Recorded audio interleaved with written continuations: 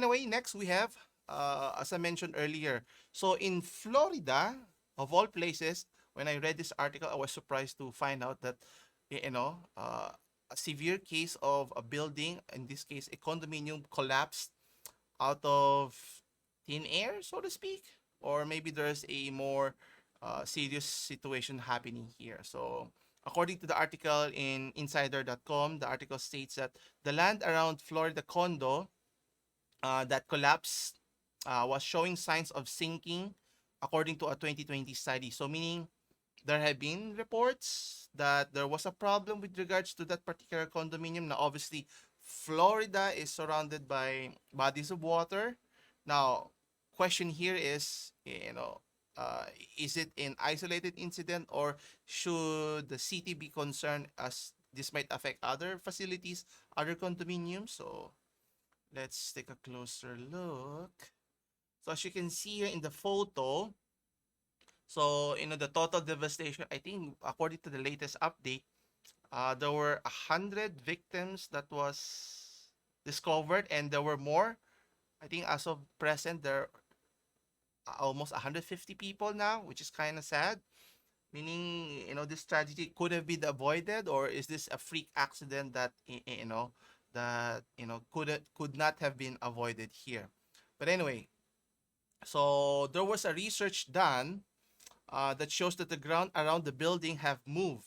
Now, obviously, movement for a building is not always good because it's not just collapse, but if there's a big earthquake, could collapse be the only problem here, or maybe structural damage and so forth.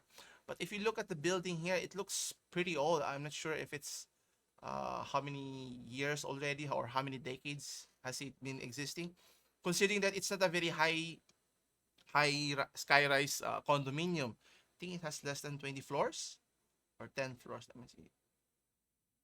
Yeah, less than 20 floors. And it's sad to see that, half of the buildings suddenly collapsed for no reason. And what's interesting, other buildings within that facility, if you notice the surrounding area, was not affected. So, meaning it only applied to that particular condominium. So, meaning tough luck for those people who got affected.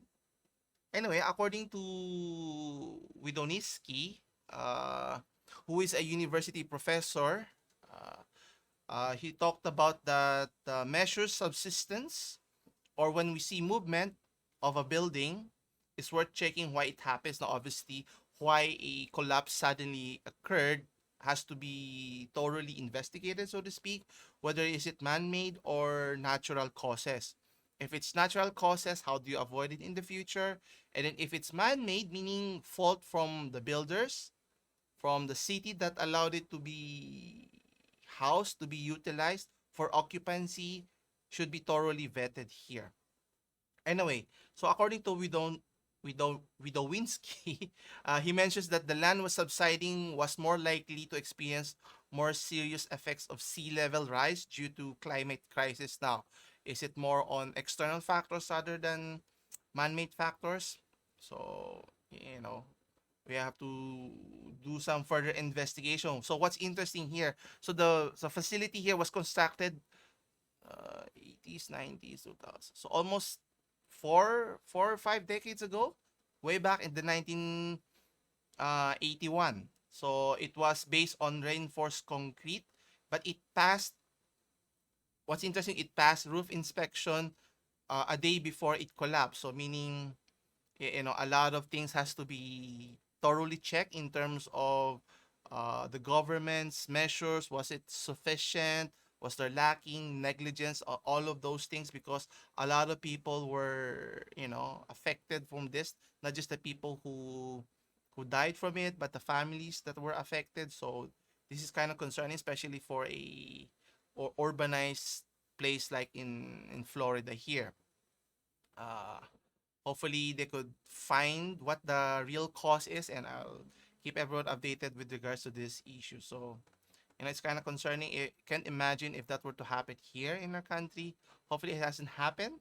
So, unless I think the last time that there was a landslide was due to an earthquake that happened decades ago in the 90s.